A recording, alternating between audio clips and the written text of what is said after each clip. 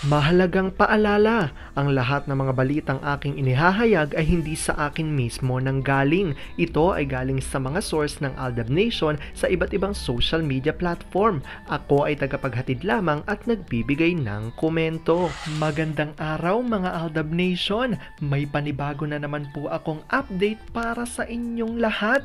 Pero bago natin ito umpisahan ay huwag niyo munang kalimutan na mag-subscribe sa aking YouTube channel at i-click mo na rin ang katabing bell button para maging updated ka sa mga latest videos na i-upload ko. At kapag umabot na ng 100,000 subscribers ang aking channel, ay may sorpresa ako para sa inyong lahat. Alam kong excited na kayo, kaya naman ngayon, umpisahan na natin ang ating kwentuhan.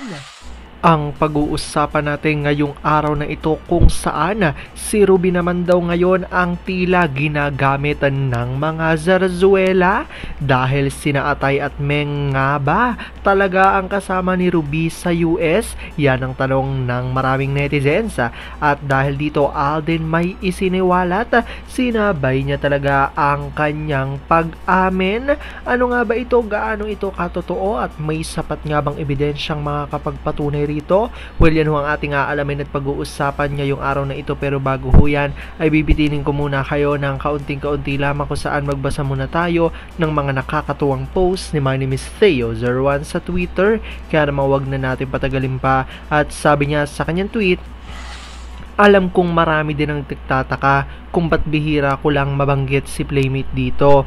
May sarili akong rason at sinisiguro ko po na busog siya sa pagmamahal. Iniingatan niya namin kung merong untouchable sa fam namin, siya yon. Mas pipiliin na lang ni Baby Cute na umiyak kaysa patulan niyan.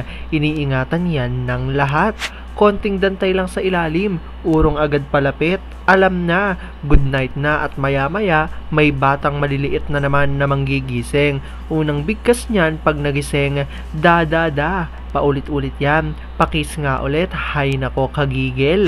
Before matulog at pagkagising, sinisigurado talaga ni Daddy na kumpletong pamilya niya. Bilang na bilang niya ang mga anak nila, kaya nga bawal mag-sleep over ang mga bata kahit sa mga lolo at lola nila kasi hindi mapapakali ang ama at ina. At ang Mimi at Daddy ang naghahatid sa school, puyat o hindi, dapat maghatid. Alam kong tuwan-tuwa ho kayo sa ating binasa, pero ngayon pag-uusapan na natin ang ating main topic. Oops! Wait lang, saglit lang to. May ipapaalala lang ako para sa mga bago pa lang sa aking channel. Huwag niyong kalimutan na mag-subscribe sa aking YouTube channel at i-click niyo na rin ang notification bell para lagi kayong updated sa mga latest videos na i-upload ko at para maging parte na rin kayo ng aking Fanatics channel family. Well, alam kong super excited na kayo sa ating kwentuhan, kaya naman dumako na tayo sa ating main topic.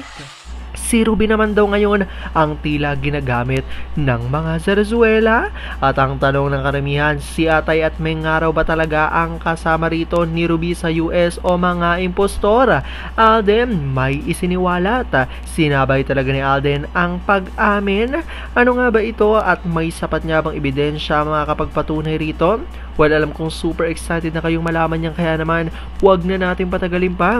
Unang-una na nga dyan galing sa tweet ni Vampire 2019 at sabi niya rito, ang X-Network panay tindakay, hindi naman tumitila ako ng husto ang career. Ang gusto talaga nilang mawawala sa larangan ng show business ay ang nag-iisang Main Mendoza.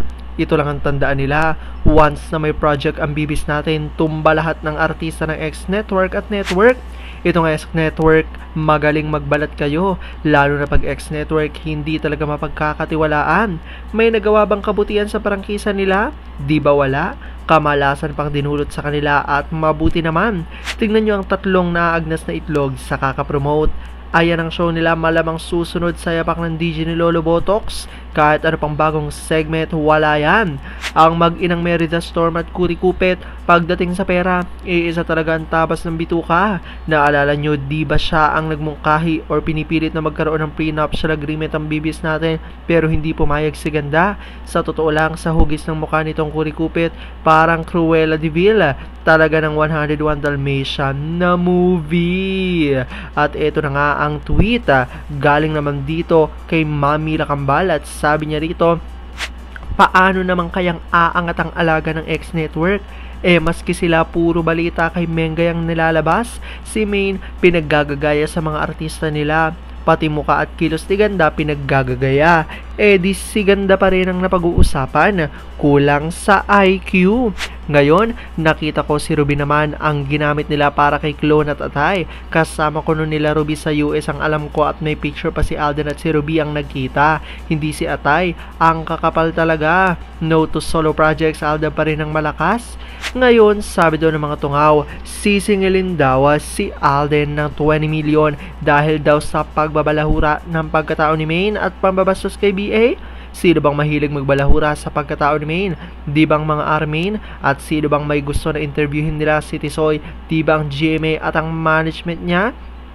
Dapat nga, sila ang singilin ni Maine ng mahigit pa sa 20 million dahil sa pagbabalahura sa kanya kung ano-anong dramang ginagawa nila kay Maine. Pera-pera talaga, basta kami Aldab lang. Ang daming dumadada dahil sa pera, nako.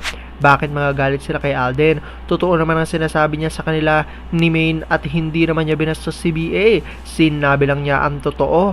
Anong mali doon? Aldab lang malakas sa laging pinag-uusapan. Ayan niya ang tweet ng ilan sa mga Aldab Nation kung saan dahil nga may lumabas na litrato sina Atay at Meng sa US kasama nga si Ruby, ay naniniwala ang mga ADN na tila sumasali daw ito sa zarzuela at hindi di umano totoong si Meng ang nandito sa litrato. At kasabay nga raw nito ay biglang umamin naman si Alden sa kanya interview kay Boy Abunda.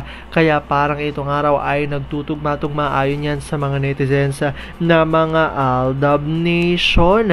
Alam kong kahit na gano'n marami pa rin sa inyo mas lalong kumakapit ngayon at naninindigan na Aldab nature is real. Pero sabi nga natin na kahit na ano pa man na maging desisyon ni na Alden at Maine sa kanilang buhay, karera at buhay pag-ibig ay kailangan natin silang suportahan at kailangan natin itong tanggapin ng buong buo dahil yun ang kanilang deserve.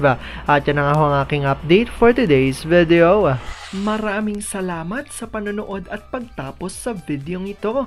Kung nakapag-subscribe ka na, welcome sa Fanatics Channel family. Kung hindi pa naman, huwag ka nang mahiya. Mag-subscribe ka na. Pindutin mo na yan. I-click mo na rin ang katabing bell button para makatanggap ka ng notification kapag may bagong update para sa iyo. Para naman sa parte na ng aking pamilya, punta lang sa aking channel at i-click ang videos para mapanood mo at malaman mo pa ang mga nakaka-good vibes at nakakakilig na fresh news about Maychard. Muli, ako ho ang inyong lingkod na patuloy na maghahatid ng good vibes every day. Thank you mga Aldab Nation. Ingat!